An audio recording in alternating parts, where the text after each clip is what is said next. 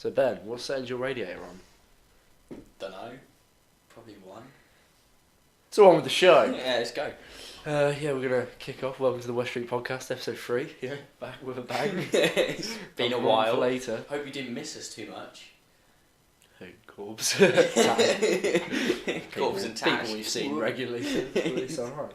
Let's continue with the show. I'm Matt Taylor, your host. And I'm Ben McMullen, the other guy that sits in the room. Yeah, you got a beer. Respect that. So we're just gonna kick straight into it. It's the Trump time of the episode. Trump time of the year. It's Trump time. What's he been doing this week? Well, where do we start? On. I'm gonna go Portgate. I heard about that first. I thought that was after. Okay, let's go. We'll start with the Portgate. Do you wanna give us a lowdown on that? Well, basically, Trump has been accused or alleged of paying a porn star for her silence about him. You said he pissed on her. Were you just speculating about the weird sexual acts? There were allegations in one of the other dossiers that he had Russian hookers piss on him. Incredible. So I made it lighthearted. I would like to point out for any lawyers who might be listening, this is all allegedly. Yeah. So I just thought I saw it, and it was the weird thing was any other president who had this allegation, if this happened to Obama, even the fucking Bushes, it would be like a front page story for a week. Yeah, and this just got glossed over by the next thing that we'll talk about, which is Trump referring to El Salvador, Haiti, and Africa as shithole countries. Was that something to do with the? Because I didn't know this until you mentioned it. Was that something to do with his embassy kind of debacle this week? No, that was something else. Oh, he has done it. That was something else. I genuinely got that. That's not even on the notes. So we can. So the embassy debacle was that he's cancelled his trip to London because he doesn't like where the American embassy is, and he blamed that on Obama, despite the fact that they decided to move the embassy in 2007. Yeah, several. It was confirmed several months before Obama was elected. And they moved it because they were renting the embassy in central London, and they wanted to build one that they could make safe and secure on the South Bank, which makes so much sense. And instead he claimed that he didn't want to come to London because they sold the embassy for not enough money when they moved, and it's all Obama's fault. They sent such a sassy kind of like statement out, the whole embassy. It was like a rebuttal to his comments. I can't remember what it was. Google it if you want to read it. But it was just one of those, wasn't it? I really don't want to give him any more time. No, there's so much. But the shithole one that's incredible. Because it's the first time in history the Washington Post has had a swear word in their headline. Really? Yeah. Oh, because he said, that's interesting. Yeah. Oh, I didn't know that. So that's a historic... Trump is a man of history. He just makes isn't it? He makes history. Every day. Playing golf. Yeah, well.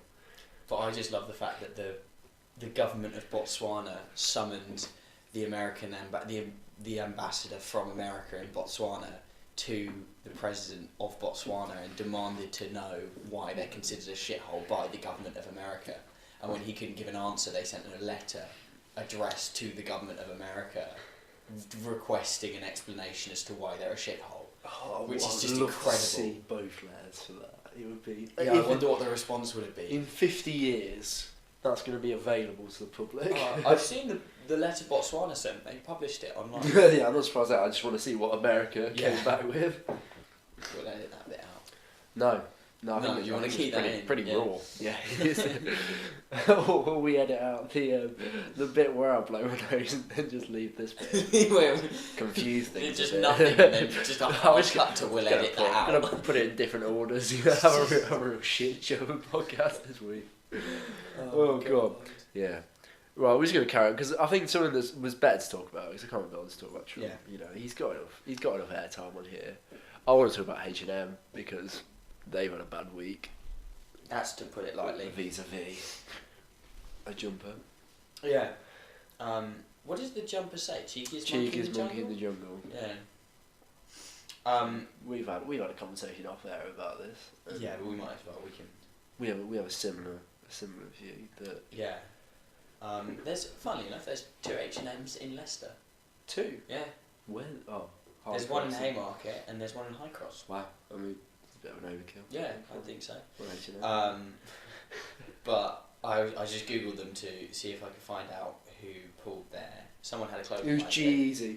Oh, was it? He was like a rapper. Yeah, who pulled their clothing line from H&M. So yeah, the context of this was there's a photo of a black boy. What, 6? Maybe 7? Maybe a bit older, like sub 10. Yeah. So. And kids wearing a jumper and it says cheekiest monkey in the jungle, and it's part of their kids' clothing range. There's another one that says like. Yeah, there's loads of zookeepers. Yeah, there's another one of a different kid wearing a jumper that says something else about being in a jungle, but doesn't refer to them being a monkey. I think. That seems like the oversight here. The fact that there's different types of jumper. Yeah. They gave him the cheekiest monkey in the jungle. Which they probably weren't thinking about. They probably just doled out the jumpers to the kids that were there on the day for the photo shoot. Just took a photo. We've agreed that we don't want to think it's racist because you don't want to assume that or something. You've just got to see it as an oversight. I saw it, but the only reason I saw it was someone pulled it someone had put a picture of it up on Twitter. Yeah. As a way to say, and they said, "Look at this. This is really bad." And that looks not great. But that's only because someone had made made a fuss over it. If I'd have seen that in passing, I don't know if I'd have even gone or I might have just gone. You sailing a bit closer to the wind. Yeah. You need to be a bit careful. But it wasn't. It does not look in any way intentional. No, it's I just think because the way so many people have reacted saying there are two sides to this for sure. Because if you find it racist, then it's not for me to say. Especially not as two middle class white guys. Yeah. It's difficult for us to pass judgment. So if someone finds that racist, fine, absolutely. There are some awful connotations with that word, but equally there are people out there who seek to be offended by it as much as possible. So and I think it was a thing of I understand it because you still see at football games and stuff. Sometimes the black players get jeered at and monkey noises are made at them. And who was he? Had a banana thrown at them or something? Yeah, that's like him. That's in Russia and Italy kind of. But it's still that connotation's there for sure. But I think it was I think Stormzy saw it or something. He said at that point if you're seeing this and you're instantly assuming racism, you're going out of your way. But also you're making the problems with racism and perceiving race worse because you're reinforcing this stereotype. Yeah. Also, it's a child. Yeah. He doesn't know. He's just a cheeky monkey. Exactly. That's what he should be. He shouldn't be defined by his race. He should be defined by his age. Yeah. That's how society wants it. I think it's just it's difficult because it's difficult and you don't get to tell people how they feel. No, definitely. But at the same time, you do also want to say, and if we want to move toward living in a post-racial world, that we're supposed to, or. When Obama was elected, everyone said that we've entered an era of post-racism. Race doesn't matter anymore. Sorry. And obviously we're not there because, the country of Africa's a shithole. Yeah, it's just to say that I'm aware that Africa is not a country and I don't believe that any country in Africa is a shithole. That if we want to move into the idea where race isn't as a large an issue as it is now, is we have to start. If you can put that hoodie on a white kid, then you can put it on a black kid. Yeah. And there shouldn't. And once you stop seeing those connotations, then you're kind of in the right area. His mother said get over it. So you know what? If the problem people have with it is about the child, the mother allowed it, and you know what? That's fair enough. And that's what needs to be said. So we watched the film a month ago. Yeah. Recording this a month after. A month and a day. So if you haven't seen it by now, I'm not even going to bother trying not to spoil it. This is going full spoilers because Star Wars. Yeah. This is obviously we're talking about Star Wars: The Last Jedi. Is the title of the podcast that we haven't put down yet. I'm just going to put episode 3. Yeah. God. Well, what did you think of it? Sorry. Yeah. Sorry. Yeah, alright. Yeah, we watched it together, didn't we? Yeah, we did. I think we did. I can't remember. We've also seen it twice. We were sitting next to each other, so yeah, we were. That was a good time. Yeah, you turned to me during the layer bit and we both giggled. Because that's just the worst thing ever. Yeah, we'll address that first. I think that was my main gripe of that film. Yeah. That's, I think... The bit where Leia flies through and Mary Poppins away through back to the ship. Because I think we said this before, and everyone says that they thought that was going to be the bit where they'd gone Carrie Fisher died, right? let's write her out in a way that we can, and this is a good way to write her out. Yeah. And it continues the story, and now she's dead. And Yeah.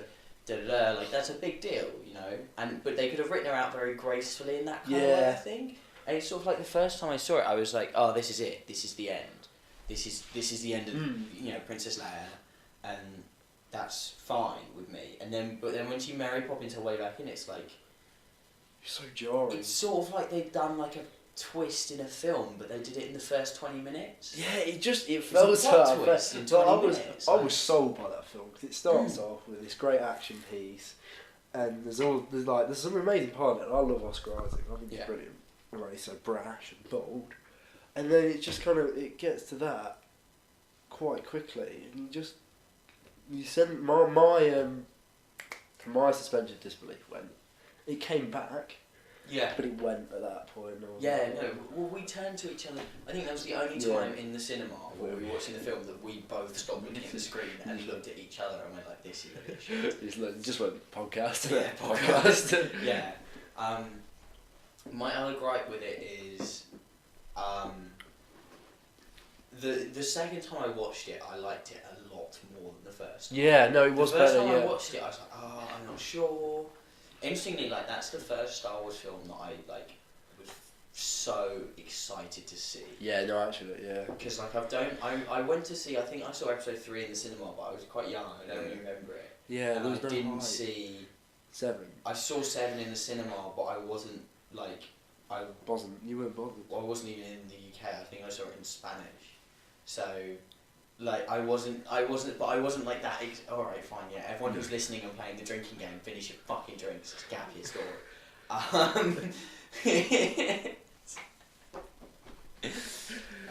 We can continue. Just carry on with the story.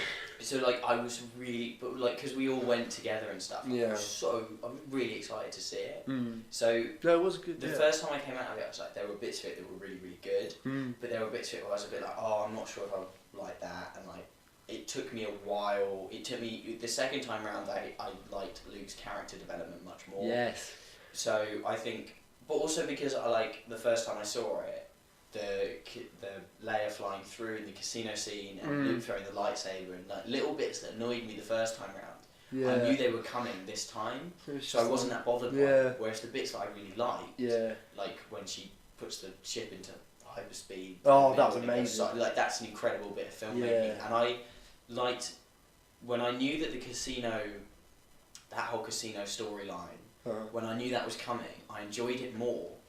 Even though I knew it wasn't going anywhere. Instead, I felt like in episode 4 when they walk into the cantina bar in Mos Eisley, and you're like, oh my god, there's all and if you imagine seeing it the first time, you see all these aliens, and everyone looks so weird, and they're drinking blue drinks. It's like, and it felt like they were kind of doing that again. In this casino thing, so I enjoyed that the second time round. You got to step into a world and you didn't need to understand it. You didn't know you need to know what race everyone was, what aliens they were, or what they were betting and how much and whatever. You just kind of, for a minute, just got to see an incredible alien gambling world, which I enjoyed the second time round. But the first time round, you're thinking like, where's this going? What's going to happen? Who is this person? That sort of thing. No, I hadn't thought about that actually. No, but yeah, I definitely enjoyed the second one. I like the Benicio del Toro character as well. Yeah. When he's cycling through the ships, and like the guys sold weapons to the rebels. I like that as well. Yeah, that was a good idea. Very meta. Yeah. It was very meta. Classic Star Wars. Bit of a. Stay out of Star Wars. Yeah, it was a cultural comment there, wasn't it? Yeah. Back to the Leia scene. I just wanted like they could have just not done it so obviously. Yeah. It could have been so much more subtle. But equally, I don't think they should have. I agree with them not killing her just because she got that reunion with Luke. I really like that. Yeah. Which was a good ending. I felt anyway. Yeah, especially because Leia and Luke still hadn't seen each other. And there was no Han and Luke. So there had to be something. Yeah, so Luke hadn't seen anyone. And I think I actually saw, later on after I watched it, I saw an interview that Mark Hamill was doing because if you haven't seen Mark Hamill give interviews, he's just hilarious. He's just the best person ever. Like his Graham Norton stuff. Oh yeah, no, Graham Norton. I think it was probably on Graham Norton. Yeah. And they were talking about how a lot of people didn't like his character in the film. And he said, well, if you want to watch a film of a grumpy old man who kind of doesn't sort of spends 3 sentences not wanting to train someone and then decides to train them. Go and watch the original trilogy. Yeah. You know. Yeah. No, that was. Yeah. But if you want to watch this film where actually like Luke's character, I understand when people say like Luke was supposed to be this. He was in the original. Even Mark Hamill disagreed with that. He said he didn't agree originally when he first read the script. He said he didn't like it. Yeah. But now he's. Yeah. But it was explained to him, and he filmed it, and actually now he's behind the character. That's the thing that everyone takes out of context, and I do understand the fact that like Luke is supposed to be this. He was in the original trilogy this incredibly idealistic young lad, right? Yeah. Who wants to get off his fuck end of nowhere, like and he's suddenly a Jedi, and he loves it, and the Jedi are incredible, and they're legendary, and they're myths, and so and I this just understand. debunks it all. Yeah, and it's just so I understand it's quite difficult for people to see this. Like Luke is the pure hero, really. He didn't even falter, does he? In the original trilogy, he never does anything really that bad. Yeah, he is almost the perfect hero that you can just unashamedly root for. He's not like Han, that's sort of like he's a bit of a bad guy, he's an anti-hero and things like. Luke is the good guy every single day of the week, doing the right thing, and so I think it's sort of difficult for you to walk into that film and go, oh my gosh, she's going to see Luke, who is the good guy, and he doesn't do the good guy thing. Yeah. And it sort of pissed me off, the lightsaber throw thing, when she handed it to him. But what else? I don't know what they can do. It just felt like it was a 2-year joke. There's a lot of things that built, 2 years that they built up her handing over that lightsaber to him, and he doesn't say a word and chucks it over his shoulder, and that was a throwaway joke. That wasn't a serious, and that she never mentions it again. He never mentions it again. Yeah, it was just a one-line. He was a one-liner. Which they just didn't need. You know, he could have sort of taken it. They could have added a bit of gravitas to the situation. You know, how did you get this or something? You know. Yeah. But. No, I think I wasn't even affected by the lightsaber throw. I don't know whether I just haven't given it as much thought. But I know what you mean, like. Well, the first time I saw it, I thought it was funny. Yeah. But then you're like, I don't know if it was like, is that worth? Because that's a 2-year wait you spend for that joke, and it was like I was like, huh, funny, but that's kind of not what you wanted at what's supposed to be a really serious moment, you know. Yeah. And then the rest of the stuff on that island is pretty serious. Except for the weird nuns, the pools. Yeah. Him drinking milk out of a teat. Yeah, that was. To be fair, I think the lightsaber throw in the shoulder matches half of the time in the island. Yeah, it does. Then there's the other half where he actually teaches her. Yeah, and like. Then that's. And she goes straight to the dark side. Although, what was the deal with the mirror? I didn't like that. That was just arsey shit, wasn't it? Yeah. Oh yeah, no, because there was this whole build-up to Rey's parents and the Snoke thing. So like, we've been speculating for years. I like that she's no one. I like because no answer would have satisfied. Yeah. Would it? If she's a Skywalker. She's no, because then there would if she'd been anything else, then it would have been like a. Then it'd been why wasn't she this? Yeah, how did no one know about her? No, and I think it's perfectly fine for her to be from no one. Like Anakin was from no one, technically, right? Yeah. Like had parents, but so many heroes. Obi-Wan, Han. Yeah. No one knows where they came from. Yeah, and it's not necessarily relevant. It annoyed me, but this is a thing that's always annoyed me about Rey. It annoyed me in episode 7 as well. Yeah. That she's so preoccupied with her parents and going back to Jakku. Yeah. And like actually, you're like no. Get on. No, you're like this is.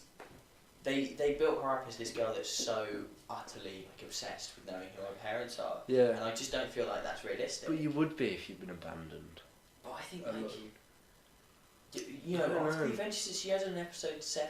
Yeah, and she's 7 and 8, and she's still obsessed with her parents. I feel like there aren't people that are like that. Yeah. And actually, it's sort of they built up this idea around her that her character is obsessed with knowing who her parents are, and somehow that's I think it was just to build up hype as well. Yeah, and actually, I don't know if that would have been as important to her identity. I don't think they knew either. You know, in 7, I don't think they knew who her parents were. I don't think, because I don't think that. Well, yeah, I've always wondered if because it was 2 different directors. Yeah. So you never know, do you? So I wonder if, and then I did get times where there was a feeling. I think Rian Johnson, the director of 8, got left with stuff that J.J. Abrams had done It that started, he didn't want. So I wonder if like the reason that Snoke was killed so unceremoniously was because it didn't fit with Rian Johnson's image vision. Yeah, no, I of how the film was going to go. So everyone was like, "Who's Snoke? How's it happened?" And Rian Johnson went, "I don't care about Snoke. He's dead. Snoke isn't part of how I want to tell the story." Cool powers, cool gold jacket, but yeah. Which again, like I mean, I like the way he was killed. I thought that was a really interesting. I enjoyed take it. on I think he was a bit of an idiot. Yeah, and actually, it's sort of not that relevant, I guess. No, it just doesn't matter. No. I'm interested purely from a just because like I'm interested in that kind of stuff. I'm kind of interested to see how the First Order rose, because I just think it's sort of it'd be cool to know, but it's not essential for watching a film or anything. In Star Wars. Exactly, it's probably because well, it's also they are supposed to be, or they were originally supposed to be based off like the Empire was supposed to be. Oh, I'm trying to remember whether it was the Soviet Union and the Americans. No, it's the Americans, because then the Ewoks are the Viet Cong. Yeah, that's it. Aren't they? Like, so the Empire's supposed to be the American... And Chancellor Palpatine, George Bush, isn't it? Yeah, yeah. There's a lot of parallels, so, aren't there? Yeah. So, like, I'd have been interested to see if they'd written the First Order as some kind of parallel to that. Yeah. But obviously they haven't. No, I think it's got a bit... George Lucas got a bit, Yeah, well, George Lucas shouldn't be allowed to... George Lucas should be allowed to write. He should be allowed to direct, but he should not be allowed to edit. I watched a really good YouTube video. It's like 10 minutes long. It's about the editing of episode 4 that his wife did. Really? And apparently, like episode 4 would have been a lot like episode 7 and 8 if his wife hadn't edited it.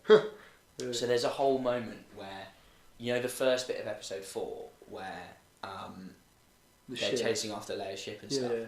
Halfway through that, they cuts down to Tatooine, and it's Luke in a bar chatting to some of his friends, and it's a whole like 10 minutes of Luke explaining his life story to someone, and then like looking up at the sky and saying, "Oh, that looks like an Imperial Star Destroyer," and then it cuts back up and finishes the scene, and it's like stuff like that happened like 3 or 4 times, and Lucas had filmed it. There is like film of it exists. But it was like his wife went, "No, that's really boring." She went, "No one wants to sit for 10 minutes and hear him moan about how boring it is. They'll get how boring it is if you just tell the story. Yeah. And if you tell the story properly." Like, we all know how boring his life was on Tatooine, and we didn't need him to say, "Yeah, he does that with one look. He does that with one look at those suns. Yeah, exactly. He stands there, and you get that he wants to leave. Yeah. Like, that's all it needs. And I don't think George Lucas understands the phenomenon he created. No. He's a great bloke. Which is how he did Jar Jar. him, but he just, I don't think he understands what. Yeah. I respect that, because I just watched stuff how the prequels are made, because I find that more interesting. So I've never thought about the original trilogy. Yeah, and like apparently Spielberg and someone else they watched an original cut of the episode 4. Yeah. Before his wife had got a hand on editing it, and they went, "This is shit." They said it was awful because it was probably 2 and a bit hours long. Yeah. And it's already, I think episode 4 is 2 hours, so it's probably 2.5 hours, and it just had a load of needless stuff in it, you know? Yeah, because tonally, like the pace of 4 isn't that great. But no, I watched it the other week with my friend because she'd never seen them. So I was like, well, come on over, Emily. Let's do all 3 of them back to back. What did she think? We watched 4 or 5. She really enjoyed them actually. She was surprised by how much she enjoyed them. Yeah. So they're just romps, aren't they? They're really good films. The thing is though, she'll know the twist. Because she'll just know that Darth Vader's Luke Skywalker. This was the thing. She kept turning to me and she's like, "Am I not supposed to know that, like, who he is and stuff?" And I went, "Well, it's not really relevant." Where I wonder if it's watching it again made me wonder if the way that we watch films and the way that we tell stories has changed.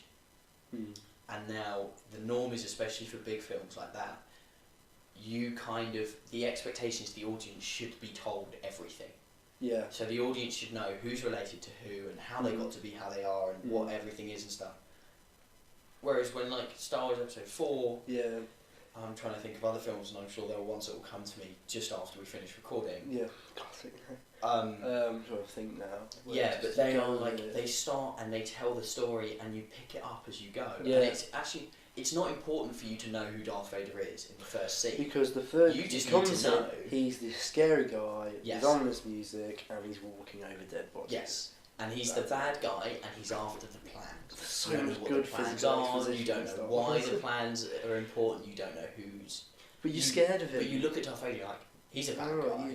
And Leia all in white is definitely There's a good really person. good interview. There's a director who's like, he's a bad director.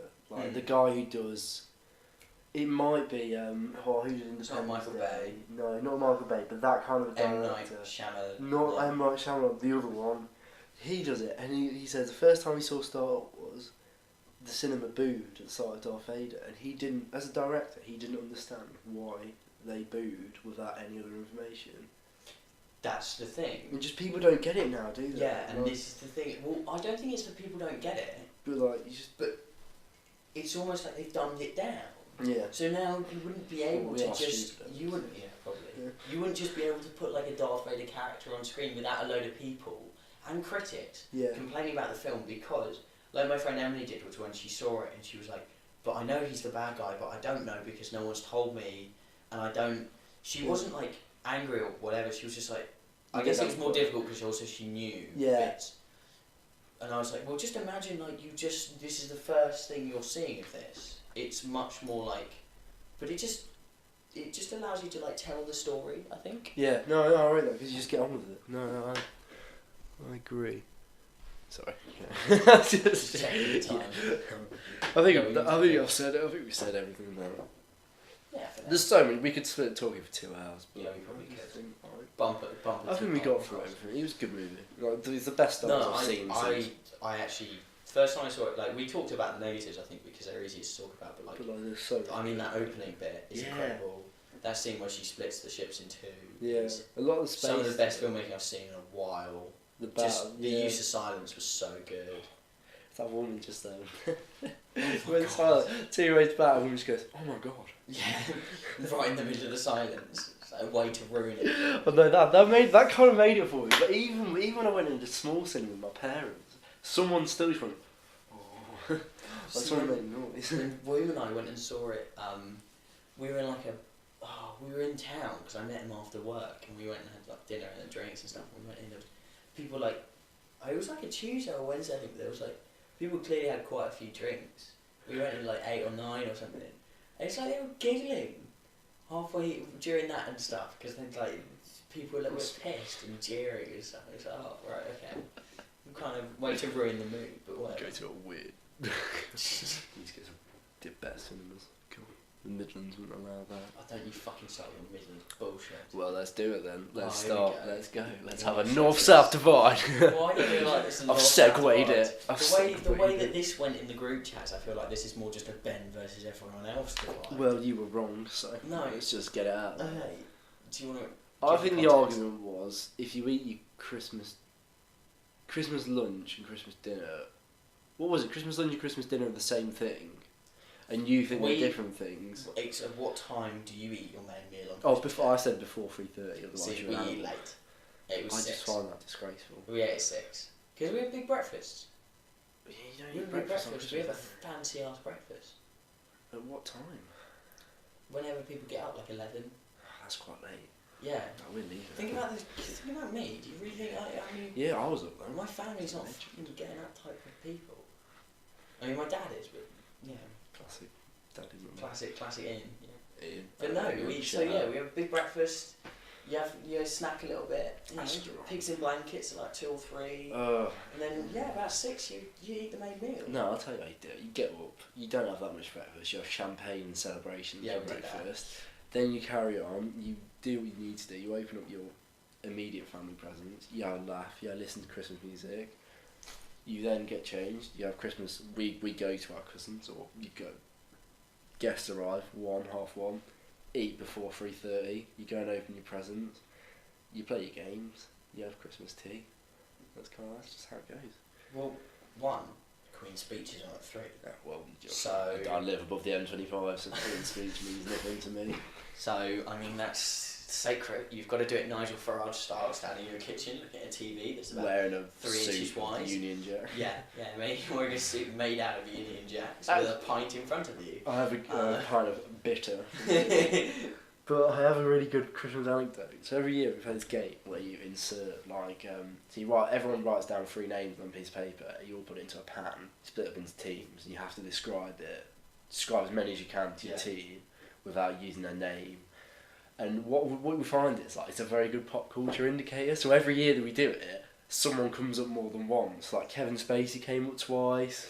Ed Sheeran's very common. Yeah. So you get the random ones, of course. Like Jessica Ennis always makes an appearance because my dad always puts her in. But you crush on Jessica Ennis. Probably does, yeah. But he's just I just find it really interesting. Like if something's happened, like Adele was in it for 2 years and now she's nowhere because she hasn't released an album. Yeah. So it just. Oh, that's a good idea actually. It's not bad. Yeah, no, I just thought See, if my family actually got on for more than half an hour at a time, we could probably do stuff like that. But opening our presents together was the limit. I think you'll go back to separate rooms. Yeah, pretty much. Or you split off into subgroups. Yeah, Dad and Gemma maybe in the living room, and me and Mum in the kitchen. Yeah. Not you and your mum. Yeah, I know, right? We just get fucked, so it's all good. Just getting drunk is all you can. Yeah, actually, can we edit that bit out? Nope. We're just gonna push on to Basement Battles. It's back. Okay. We're not gonna have Trump in there this time. I want a Trump versus all the porn stars. Apparently, we can't do him again. So we're gonna go on to the controversy surrounding All the Money in the World. Yeah, All the Money in the World. Where Christopher Plummer has replaced Kevin Spacey completely as a character. Grandfather, whatever. Yeah, I think he plays like a really rich historical figure, not a Rothschild. But I thought it was like Carnegie or Ford or something like that. And then Mark Wahlberg demanded 1.5 million for reshoots apparently. I think demanded is maybe his agent. From what I've read is, I mean the thing is maybe it's his time. Well, obviously, if he wasn't worth 1.5 million, they wouldn't have paid him 1.5 million to do it. No, you know, so I think the thing is. He might not have demanded it. That might just be. That just might be his rate of pay. Yeah, exactly. That's what his female co-star. She was only paid like £1,000 to reshoot. That's something like that. Just took $1,000. I think, but then the argument is that maybe her agent isn't good enough. Then, you know, if they were willing. Well, but no, also, I think hers was down to like her her beliefs, but Mark Wahlberg was probably just a standard negotiation of time. Yeah. Well, and then the other thing is Mark Wahlberg he's a big name. You put him on the poster, everyone knows who he is. It's judging by the fact we know who Mark Wahlberg is, and we don't know who his female co-star is, because she's a much smaller character. She's a much smaller name as an actress. Down the patriarchy, though, obviously. Yeah. Sorry, cool. Continue. So, but then as it turns out, he's donated it to a it's Speak Up or Speak Out, something like that. But it's Time's Up. Time's Up. Yeah. Which is the charity for victims of sexual harassment and sexual abuse. Very good. And it was the one at the Golden Globes that all the men were wearing pins with Time's Up on. It was why they all wore black. Oh, saw that. Yeah, why they wear black. Yes, that was the so. Yeah. So of course, he did a good thing with that. Either he was either there's a lot of ways you can think of it. Either way, he was pressured into doing it, but at the end of the day, he's done it. I think that's that. I think there's also there's there's been so much controversy around this film. I don't think him giving his money to charity in the end. Yeah, and also you know what? No matter what his reasons for, $1.5 million just went to a charity for survivors of sexual assault. Yeah, actually, and he got a lot of publicity from this. So. Good on you, Wahlberg. No, I'm joking, but let's make him fight in our basement. Yeah, so who would win? Well, Spacey versus Mark Wahlberg versus Christopher Plummer. Well, Christopher Plummer's quite, he's older. Yeah. So Spacey, and Mark Wahlberg is in shape. Mark Wahlberg's young, in shape. It might be illegal. Blinded a Chinese guy in his 20s by punching him so hard in the face he blinded him. It's just not funky, is it? No, he's not, but I think that means that Mark Wahlberg is our Mark Wahlberg would physically, he would absolutely destroy his basement battle. Basement battle. He would absolutely destroy them, but in a legal battle, he would also win. Because he's got that 1.5 million he got to pay for the boys. Kevin Spacey, he's in the wrong. He's never going to win a legal battle again. So I think that was quite an easy one actually. We didn't really make it hard. No. No silence.